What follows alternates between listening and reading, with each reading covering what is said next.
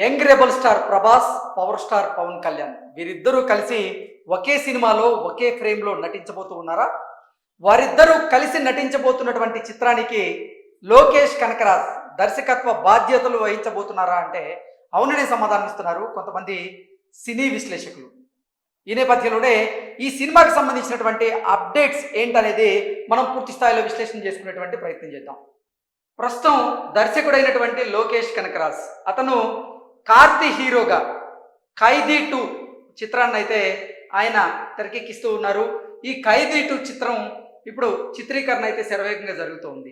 ఈ సినిమా పూర్తయిన వెంటనే లోకేష్ కనకరాజ్ పవర్ స్టార్ పవన్ కళ్యాణ్ గారితో అలాగే యంగ్ రెబల్ స్టార్ ప్రభాస్ గారితో ఆయన ఒక సినిమా చేసేందుకు ప్లాన్ చేశారని, ఇప్పటికే ఆ సినిమాకి సంబంధించినటువంటి స్టోరీని ఇటు పవన్ కళ్యాణ్ గారికి అటు ప్రభాస్ గారికి వినిపించారని, ఆ స్టోరీ విన్న తర్వాత పవన్ కళ్యాణ్ గారు ప్రభాస్ గారు ఇద్దరు కూడా ఈ సినిమా మీద ఆసక్తిగా ఉన్నట్లుగా రకరకాల వార్తలు వస్తూ ఉన్నాయి.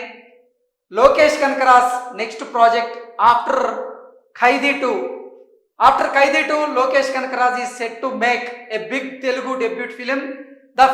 The movie will feature Pawan Kalyan and Prabhas in lead roles. The film will be produced by KVN Productions అంటూ ఇప్పుడు ఇదైతే వచ్చింది.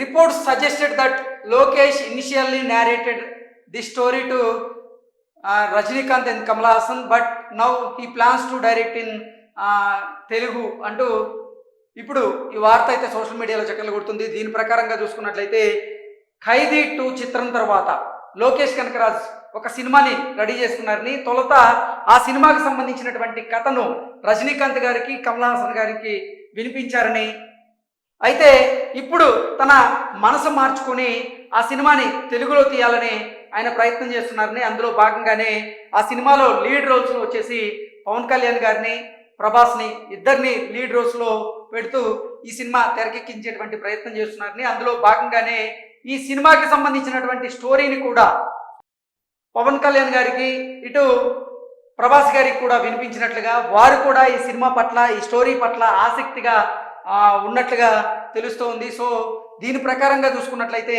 లోకేష్ కనకరాజ్ తెలుగులో డైరెక్ట్ ఫిల్మ్ చేయబోతూ ఉన్నాడు.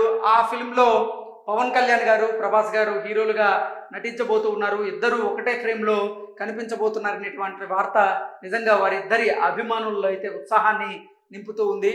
ప్రస్తుతం మనం కనుక చూసుకున్నట్లయితే లోకేష్ కనకరాజ్ ఖైదీ 2 చిత్రానికి సంబంధించినటువంటి చిత్రీకరణలో బిజీగా ఉన్నారు.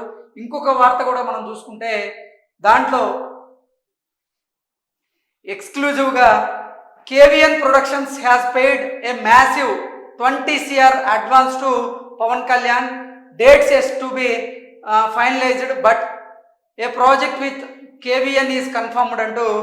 సో కేవిఎన్ ప్రొడక్షన్స్ ఈ సినిమా కోసమే, అంటే ప్రభాస్ పవన్ కళ్యాణ్ కలిసి నటించబోతున్నటువంటి సినిమా కోసం ఇప్పటికే పవన్ కళ్యాణ్ గారికి కేవిఎన్ ప్రొడక్షన్స్ 20 కోట్ల రూపాయలు అడ్వాన్స్ రూపంలో పే చేసినట్లుగా, కానీ డేట్లు అయితే ఇప్పటి వరకు కన్ఫర్మ్ అవ్వలేదు. కానీ ఈ సినిమా అంటే ఈ ప్రాజెక్ట్ మాత్రం కన్ఫర్మ్ అయింది అన్నట్లుగా రకరకాల వార్తలు వస్తున్నాయి. దీని మీద ఇప్పటి వరకు పవన్ కళ్యాణ్ గారి టీం కానీ అలాగే ప్రభాస్ గారి టీం కానీ స్పందించలేదు. కానీ నిజంగా ఈరోజు ఉదయం నుంచి కూడా ఈ వార్తలు అయితే సోషల్ మీడియా వేదికగా చక్కర్లు కొడుతూ ఉన్నాయి.